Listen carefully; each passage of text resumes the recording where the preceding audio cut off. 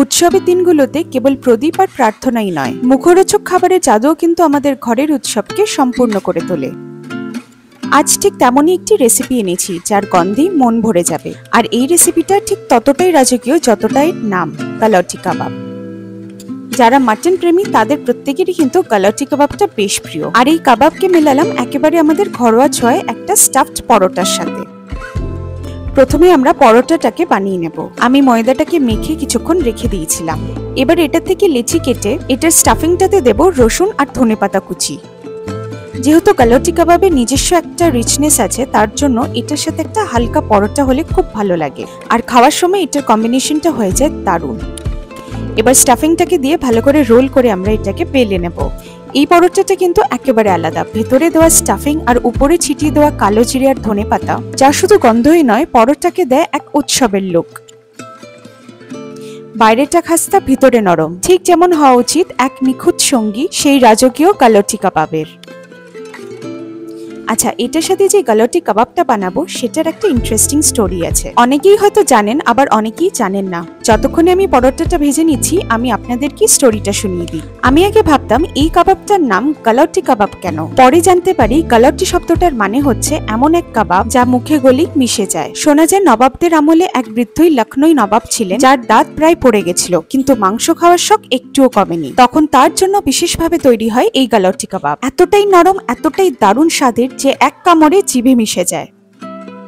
আচ্ছা, আমি এখানে নিয়েছি সাদা জিরে, তেজপাতা, লাল লঙ্কা, কয়েকটা এলাচ, একটা জয়িত্রী আর জায়ফলটাকে সামান্য একটু ঘষে নিয়েছি।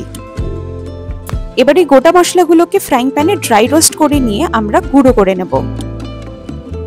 তবে শোনা যায় নবাবের জন্য বানানো গালাউটি কাবাবের রেসিপিতে 150টা মশলা ব্যবহার করা হয়েছিল, কিন্তু আজ আমাদের ঘরে সেই বিপুল মশলার ভান্ডার নেই, না আছে রাজকীয় রান্নাঘর। তবে আছে অল্প উপকরণ, সেটা দিয়ে বানাবো আজ এই রাজকীয় পদ। আচ্ছা, এখানে আমি খোসা সমেত কাঁচা পেঁপেটাকে টুকরো করে কেটে নিয়ে একটা পেস্ট করে নেব। আর তার সাথে দিয়ে দেব রসুন আর ভিজিয়ে রাখা কাজু বাদাম।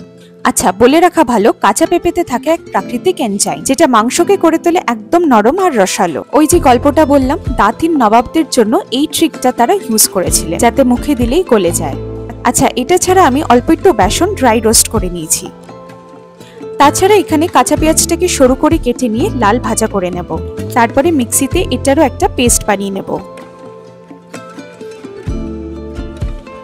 আচ্ছা, এখানে আমি 150 গ্রাম মাটন কিমা নিয়েছি। এবার এখানে দিয়ে দেবো স্বাদ মতো নুন, জিরের গুঁড়ো, ধনের গুঁড়ো, লঙ্কার গুঁড়ো, 1 ছোট চামচ হলুদ গুঁড়ো, সামান্য আদা বাটা, বানিয়ে রাখা পেঁপে, বাদাম, রসুনের পেস্ট, গুঁড়ো করে রাখা গোটা মশলাগুলো আর পেঁয়াজের পেস্ট। তাছাড়া সামান্য একটু রোস্টেড বেসন দেবো ভালো করে মেখে নেওয়ার জন্য।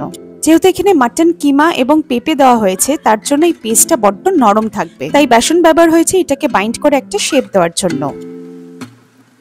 আপনাদের হাতে যদি সময় থাকে মাটন কিমার সাথে সব মিক্স করে কিছুক্ষণ রাখতে পারলে ভালো, তবে সঙ্গে সঙ্গে বাড়িয়ে নিলেও কিন্তু কোনো অসুবিধা নেই।